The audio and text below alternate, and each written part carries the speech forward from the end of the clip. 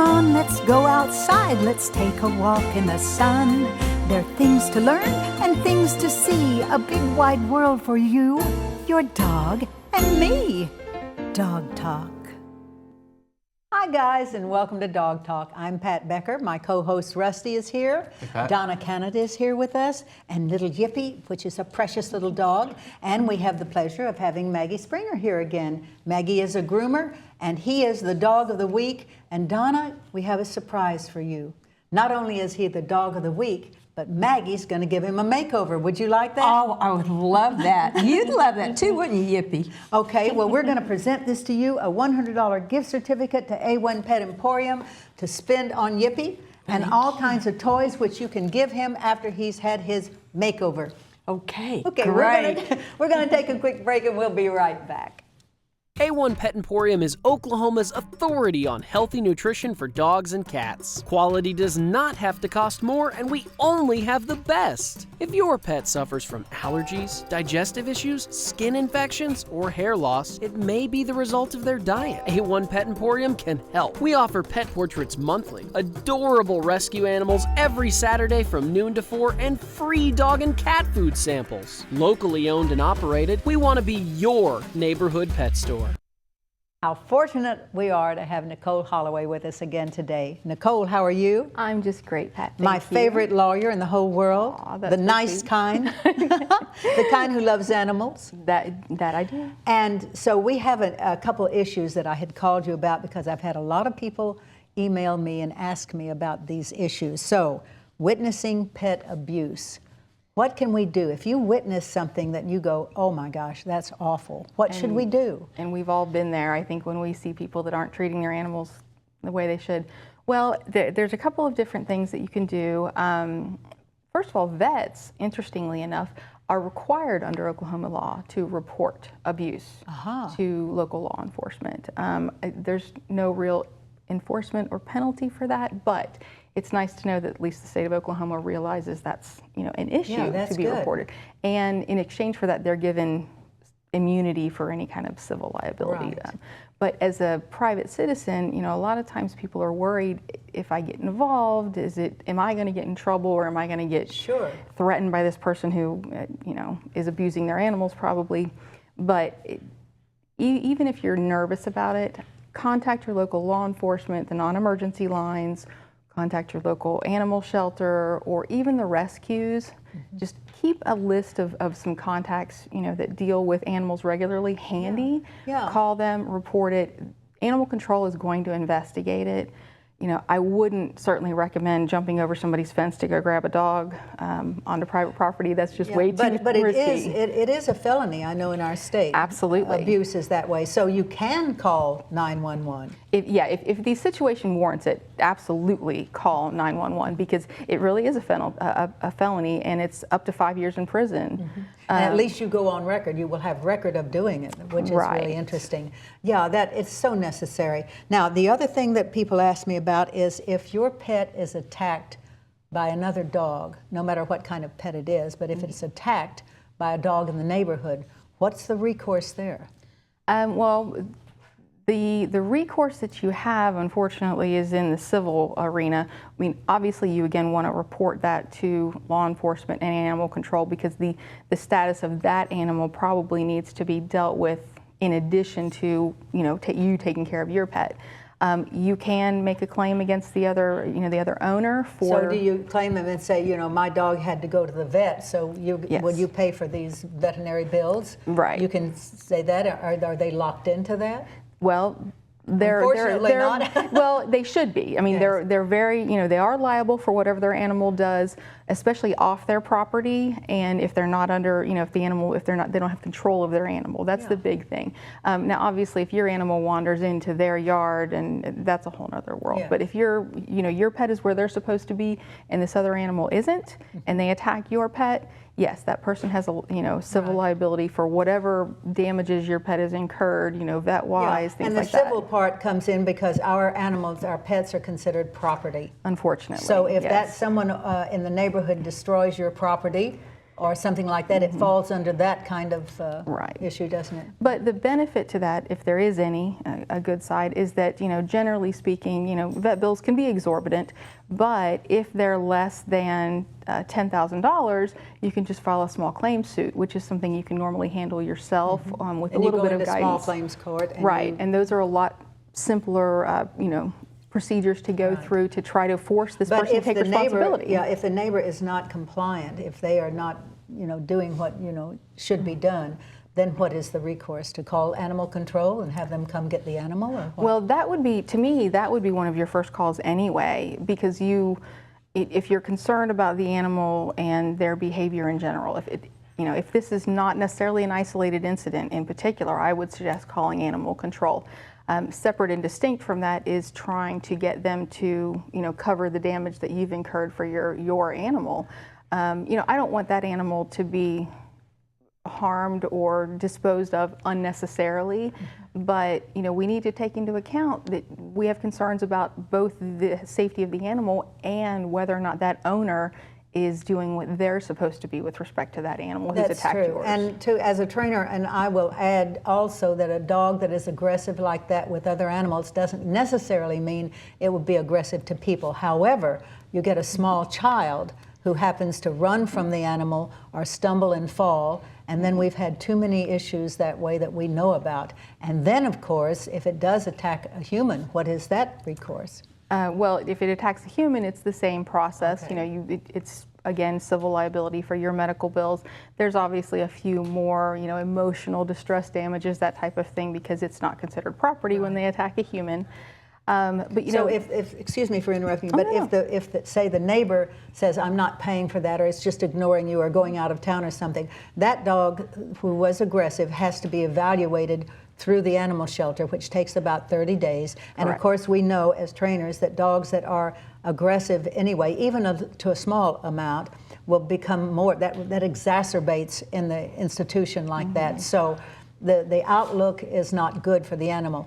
However, I will say as a trainer, there are some animals who are very unhappy in this world, and it can be a blessing, for them if they are miserable. And it could be something, a brain tumor, it could be just the behavior that is stimulated through some bad, experiences. But sometimes it's better left up to fate that way. It could also be an abusive situation for the animal, which is something to consider.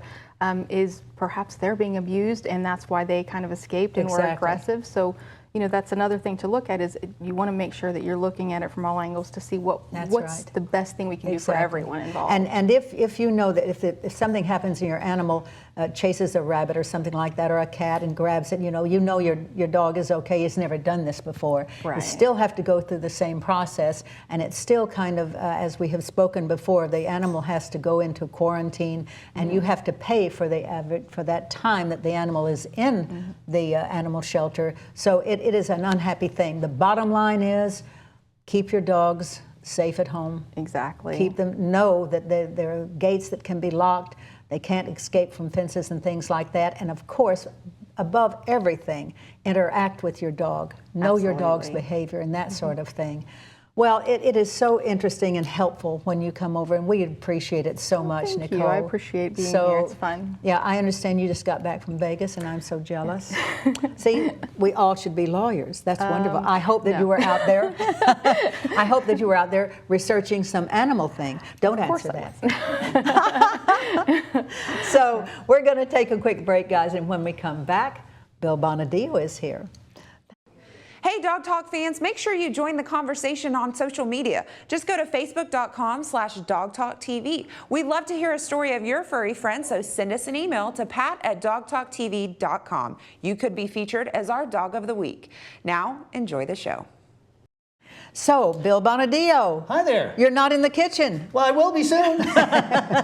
Well, you have brought your grand dog, and as I say, I requested this because he has had an ACL operation, and he's fine now and everything. And ACL problems happen a lot. Have you heard of these too, Rusty? Absolutely. My mom had one in one of her huskies, and any dog that's athletic, they can easily occur. Easily do it. First you get a bruise, and then you get a little tear, and then if they continue to irritated enough, they get a real bad strain. So you have to have an operation with that. And I am so pleased that this dog was well. And the dog was operated on by Dr. Tanger. Yes. Is that right? Yeah. And when this happened and your son came in and you told me the story, I said, boy, we need to get some coverage on this. So we went to Dr. Tanger and we said, tell us about what this is and what you will do and how it will be. So we're going to find out.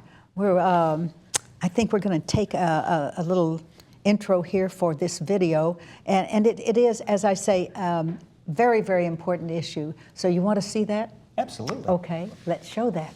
This is Gus. He's a 4-year-old Boston Terrier, and we are going to Dr. Tanger this afternoon to have patelloluxation surgery on his right knee. He's a great little dog who loves to cuddle, but he's can't jump in the bed anymore, so it's time for surgery. Hello. Hi. I'm Skip Tanger. Michael Bonadio. Hi, Michael. Good to see you. Bonadio. Hi. Good to see you guys. And who you got with you here today, Gus? This here is Gus. He's a Boston Terrier. All right. You know. Hey, Gus. So what's going on with him? He is having leg problems. His rear hind leg is bothering him, and I've heard from another doctor that it might be patelloluxation. Okay. Which side's bothering him? His rear right leg. Right side. Okay. All right. Well, let's get a Gus over here where we can take a look at this knee and see what we can find. Hey, partner. No problem, right there.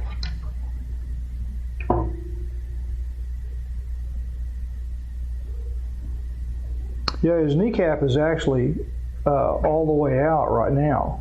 Right.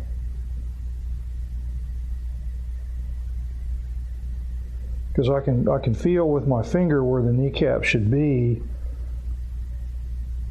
and his is way over here to the inside. Uh-huh.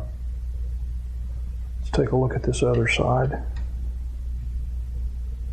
Same thing with this one. Both of them? Yeah, this one's out as well. When they don't want to go back in place either. Yeah, that's considered a grade 4 medial patelloluxation, which means that the kneecap is popped out of place. It's riding on the inside of the joint, and it won't actually even go back into its normal location. So what we're really seeing here is here's the kneecap, and here's where it's supposed to ride. Mm-hmm. This is what I can feel with my finger, is this spot where the kneecap's supposed to be, and his kneecap's sitting over here to the inside, and it's so tied down from scar tissue it won't go back where it's supposed to. So whenever he's walking and moving back and forth, he's actually rubbing the joint surface of that kneecap up against the side of the bone. So he's wearing away the cartilage on that, and I'm sure not only does he have the mechanical effects of that being out of place, because that's where all the quadriceps mechanisms attach. So when he contracts those quadriceps, he's pulling the kneecap up against the side of the femur like this, and he's not really getting a good, efficient transfer of force through the kneecap to extend the lower portion of the limb. So he's got those mechanical problems, as well as all the osteoarthritis he's forming from the destruction he's doing to the cartilage on the kneecap. Right. So essentially, we consider anything that's a grade 2 or higher actually a surgical candidate. And what the goal of surgery is to get the kneecap back where it's supposed to go and have it stay in that location and ride up and down with flexion and extension. And by realigning it, we solve the mechanical problems. We also hope that in the process that we stop the progression of arthritic change and the cartilage damage. Most dogs that have the surgery, when it's successful and the kneecap stays where it's supposed to, their lameness will be much improved. They'll gain muscle mass, and they'll have less discomfort, and also will definitely slow the progression of the arthritic change in the joint.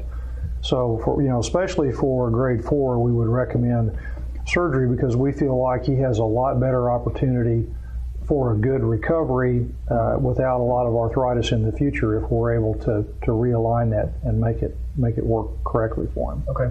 Now, is that something that he was probably born with, or is it You injuring yourself or? That's a great question. Patella luxation is considered to be a genetically influenced disease, and depending on how severely affected they are, you'll see, more changes in the bone and more lameness and that sort of thing based on how bad the condition is. You usually do one at a time if it's necessary? Yes. Yeah, usually do one at a time. The complication rate doing them both at once is higher. Yeah. And also, it just is a lot easier on them to do one at a time because they can still protect it and have the other leg, and they tend to have a much smoother recovery. And sometimes they're going to be doing really good on the leg at 8 weeks, but we want to give them at least 8 weeks because we're going to have to do things to the bone to correct the problem. And so the bone's going to take 6 or 8 weeks to heal, so we don't want them running, jumping, climbing, or anything like that for about at least 6 or 8 weeks so that the bone can heal and we don't have to worry about problems related to that. We have a good success rate, and we know most of the dogs do more than they're supposed to, but the better we can adhere to the instructions, the less likely we are to have problems postoperatively. And then what's nice is once the bone heals, the kneecap's still riding in the appropriate place and they're feeling good, they can go back and do whatever they want. Yeah, it should be fairly straightforward. Wednesday would be great. Yes, if we could. Wow. On the first hand, this dog, when we started showing that, told me something. What was it you said? Is that right? Well, he tells me that I can't tell the difference between a patella luxation and an ACL problem. So apparently he had the patella luxation. I'm so sorry. I should have called it something different, but I appreciate the input. So guys, there is a difference.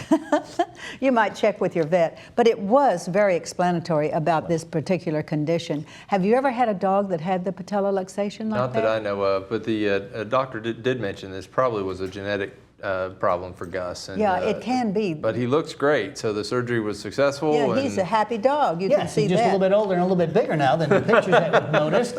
And I've gotten a little older and a little grayer, so there you go. Oh, I don't know. Gray's a good color. I guess that goes well on me, I guess. It was so good. So we appreciate it so much, you bringing him in. And Gus is a darling, darling baby boy. Yes, he is. And I'm glad you corrected me, Gus, because I would have gone on forever not knowing. So we're going to take a quick break, and when we come back, Bill is going to be in the kitchen with Gus and with us. Gus and us. What do you think, kid? Here's a quick tip for helping your dogs maintain a normal body temperature throughout the summer season. Provide cool water pools for them to hop into. Plastic baby pools are great. Also, new plastic cement mixing tubs are very inexpensive and sturdy.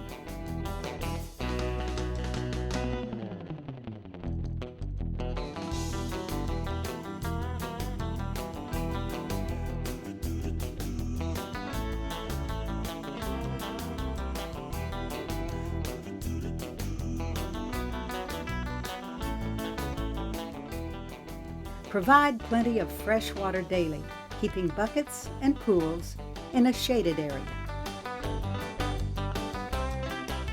If you have a covered patio, provide your dog with a comfortable blanket or bed. And remember, folks, the heat you feel is twice as hard on your pet. A1 Pet Emporium is Oklahoma's authority on healthy nutrition for dogs and cats. Quality does not have to cost more, and we only have the best. If your pet suffers from allergies, digestive issues, skin infections, or hair loss, it may be the result of their diet. A1 Pet Emporium can help. We offer pet portraits monthly, adorable rescue animals every Saturday from noon to 4, and free dog and cat food samples. Locally owned and operated, we want to be your neighborhood pet store. So, Bill, what do you have for Gus and I today? Well, I'm making something a little different than normal. Usually I do pork and I do, beef and chicken and stuff like that. But we're going to do fish today. The omega-3s are very important for your dog's coat. And one of the things we do at Bonadio is we poach our salmon. Now, a lot of places will grill it, they'll broil it, they'll bake it. Some will even fry it. But basically what we do is we poach it in an aromatic herb bath. It's very, very healthy for you. It's got a little bit of bay leaves. It's got You can't see them obviously because the poaching water is really simple to make, and it's a very, very healthy way to cook it for yourself. So if you're cooking for you and your dog, you can go ahead and poach you up some salmon and make you a little bit of a sauce for the salmon for yourself. But we're going to show you how to do it for your dog today. Now it's very important when you do your poaching water for your dog's salmon is not to add the salt. Very important not to add the salt. Absolutely. So you put your pepper in there, your lemon pepper in there, your lemon juice to acidify it, a little bit of white wine, it's not going to hurt them, and of course a little bit of lemon pepper. So we poached it for 8 minutes. So when it's now nice and cold, so it's ready to go together. And we need to have, this is our protein for our main entree. Then we need our vegetables. We got some carrots, and I like frozen peas. Now a lot of peas that come in the can are going to have a lot of salt in them. Oh, absolutely. But if you have frozen IQF, which are instantly quick frozen peas, which you can get in the freezer section, they're really, really good. They taste good. I mean, they're just good. By themselves. They are. I use them in my dog's food too. A little bit of fresh Parmesan cheese, and we're going to do wheat pasta today for the starch. It's a little bit better for them. We've got a little bit of olive oil to go with that, and of course a little bit of garlic. Now it's real important not to put too much garlic in. I mean, a little bit is very okay. little. Very, very little. So we're just going to put a whisper of garlic in. Yeah, just for the taste. That's it. So we've got our salmon in there. We're going to go ahead and add our vegetables now. Got our carrots going in there, and we've got some peas going in there. Yeah, I don't even know if Gus likes this. This is something he doesn't usually have. He usually has, my son's really not good about cooking for his dog, but his grandfather is, so. Yes, his grandfather happens to be a great cook. Yeah, that's so right. We got our being cheese a in chef there. helps. That's right. Get a little bit of olive oil, just get a little bit of moisture in there. It's good for them Ooh, too. it's looking good, Gus. And it's our looking wheat good. pasta, our penne pasta. Yes. It's easy to eat. We're just going to mix that up. My dogs like pasta too. I sometimes put those in there. It's really, really good. And now we're just going to put a whisper of garlic. He says, I saw that. Yeah, I know you saw that. There you go. All right, and we have our animal plates, which I love these. Yes. Here at Pat's, with all the animal stuff on it. And I'm going to mix it up really, really good. Gus is salivating over here. Well, you know, some dogs will like this and some dogs won't. So, you know, it's a recipe you have to kind of try on your dog. And remember, if you're going to start making your food for your dog, and the dog has always been on canned or dried food, it's very important to work the new diet in slowly. Oh, absolutely. To make sure make that the it transition slowly. Make sure it does not react on your dog. You can get some very, very adverse reactions from giving dog fresh food after their body is used to having it. So can we give him just a little, maybe in that lid or something, just a little taste of that? A little taste? Let's do a little taste and see if he likes it. Yes. He may not like it, but you never know about Gus. You never know. He's a pretty clever dog. Oh, yeah, I think so. I think you're in. You think he's in? Oh, yeah. He likes grandfather's cooking? Oh, yeah. He's into that. Look at that. All right. We're not going to let you eat too much of it here, though, Gus. Remember, we have to transition. Yeah. Oh, he says, I'm having second thoughts here. You better let me have it. It's a little fishy for me. No, he says he likes it, but he wants it all. Yep. So this is great, Bill. We appreciate it so much. And as we say, it's always good to have you here so we know what to feed our dogs. And feeding your own dog is really important. You know, you can do this. It is. And what's really a way to make it easy is if you come by Bonadio's, we've got a little handout brochure that Pat was nice enough to make. And inside, it'll tell you the things that you can feed your dog and the things that you shouldn't feed your dog. So it's very, very important. And if you ever have any question about it, feel free to call the restaurant and ask for me, and I would be glad to tell you whether or not you're cooking something good. So you can just go into the restaurant and say, hey, I saw this brochure thing that you had on Dog Talk, and could I have one? Absolutely, and they'll be right up next to the register. What about that wonderful sauce? That's for people. Well, we've got our sauce now in several of the grocery stores, and I wish I could say it was good enough for your dog, but unfortunately, the sodium level's a little too high, so we can't give it to our dogs. You can give them fresh tomatoes, which is fine. It's a little high in acidity, though. But Bonadio's thick red sauce is in your grocery stores. It's at Crest. It's at the Uptown Grocers. It's at Homeland. And it's even at Aiken's because it's all natural. There you go. No preservatives. I'm for that. And no sugar added. And so it it's is good great. for you. I'll have to say, folks, I'm not a great cook, but when I add that, it all tastes good. Bill, thank you so much. It has just been super, and we appreciate it. Gus appreciates it. Yep, and Gus, I'm so glad you filled me in on that difference between the ACL and the luxation thing. That was really good. I appreciate that. Oh, yes, you're so helpful. You are so helpful. Guys, we're now going to toss this over. We hate to leave. I know. But we got to toss this over to Rusty because guess what? Our guest who had the makeover is back. Wow. Whoa. Does that dog look good or what? Thanks, Pat. We are back with our makeover queen, Yipee. Donna and Maggie have joined us. Maggie, she looks amazing. What did you do to her? Well, she's a pretty dog to begin with, so it didn't take a whole lot. But we took her out to the mobile grooming unit we've got parked outside and gave her a nice bath with some conditioning treatment. She's got that kind of terrier hair. I know she's a mixed breed, but she seems to have that terrier hair. So we gave her a nice conditioning shampoo and blew her dry and brushed her out. And boy, she had a lot of hair coming out. We also trimmed her nails and trimmed around her little eyes. You got a mani-pedi and a little trim. That's right. She looks fantastic. That's right. Are you happy, Yipee? Are you a Yipee Yappy? Yes, you are. Oh, she does. And how soft. Oh, the difference. You did a little trimming around the face, I noticed here too. And oh, that looks beautiful. Donna, is this a good idea? This was a great idea. And Yipee loves it too. Yeah, of course, that mobile unit is wonderful, isn't That it? is amazing. I mean, it really It's is. state of the art. It is state of the art, guys. Absolutely I'll tell you, beautiful. it takes all of the pleasure in this, I'll guarantee you, because taking a dog out, going different places with it to get it groomed, this is so easy. And Maggie, it is, of course, she is so good. She is so good. And she's so good with dogs. This is what I love. Yeah. Absolutely. Yippee absolutely loves her.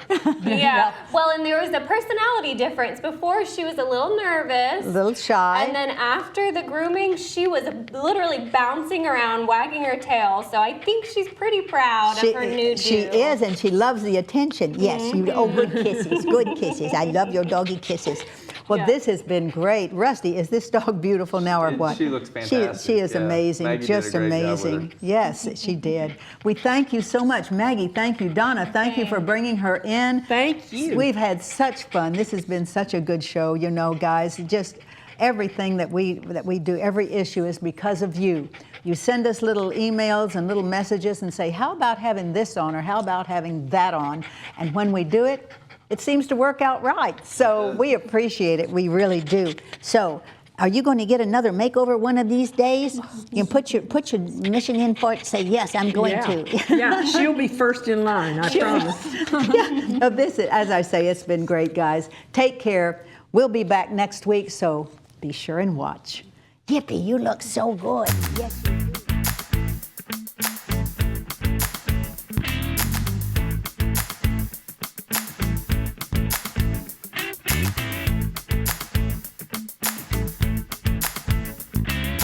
Dogs. We're talking about dogs.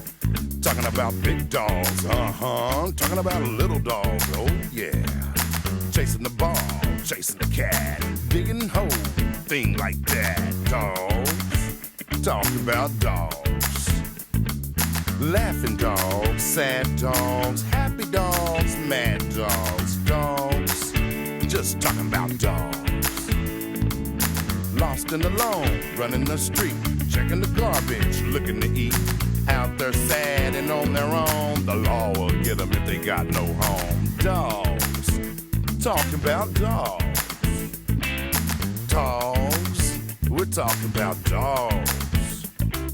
You say they were angels sent from above, then a year or two later you fell out of love. You dumped them, man, and kicked them out. Now what the heck was that?